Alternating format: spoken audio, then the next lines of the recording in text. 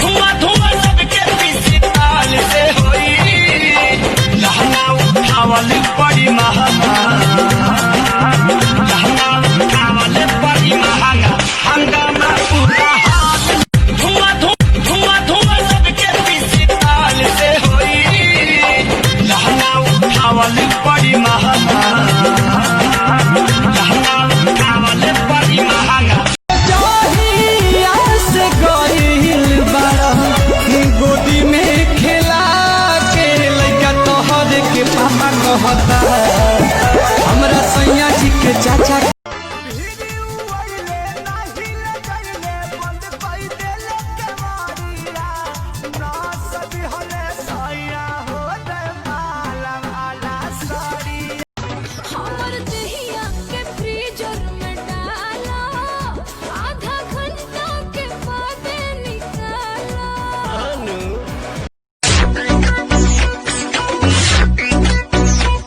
लागता बड़ी गरमी तू कूल कर हो बनाना सेब खाइल कबूल कर हो राजा जी ऐसे न बोलो लाज शरम के सटर तो खोलो दूध में हल्दी मिला के पीजिए मेरे मरद अच्छा मेरे मरद महोदय जी लब का उद्घाटन कीजिए।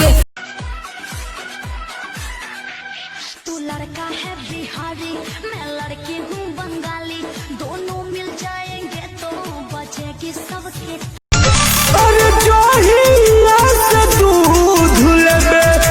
गोइनी खटाल में से चुमा लेके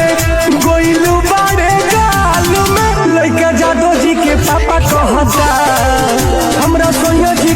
तुम्हारी तस्वीर के सहारे मौसम कई गुजारे मौसमी ना समझो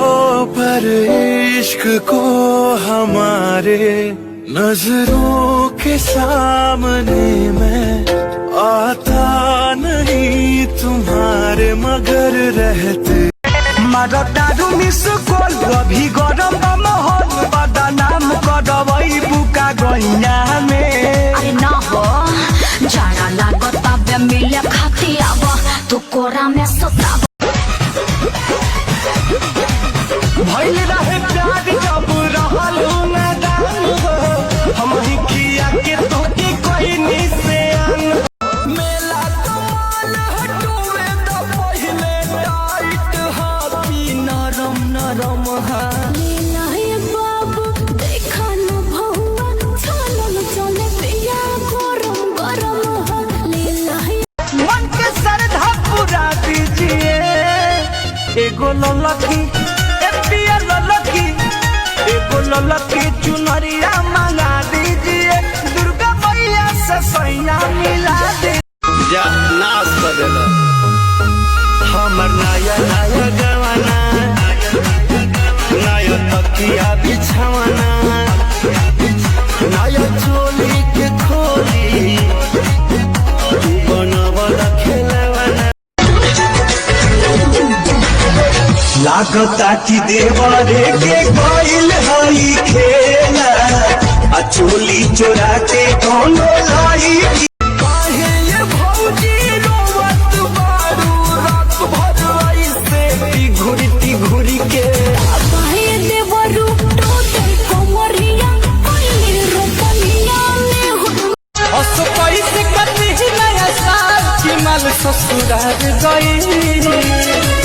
हम बहनी अकेले फिलहाल हम बहनी अकेले फिलहाल की माल ससुराल गई जानू हो है पीली बियाद लिख के भेजले बानी तू ही बड़ू दिलवा के नियाद लिख के भेजले बानी सब से पहले कोई तोहारा के विष हो पढ़ते मैं से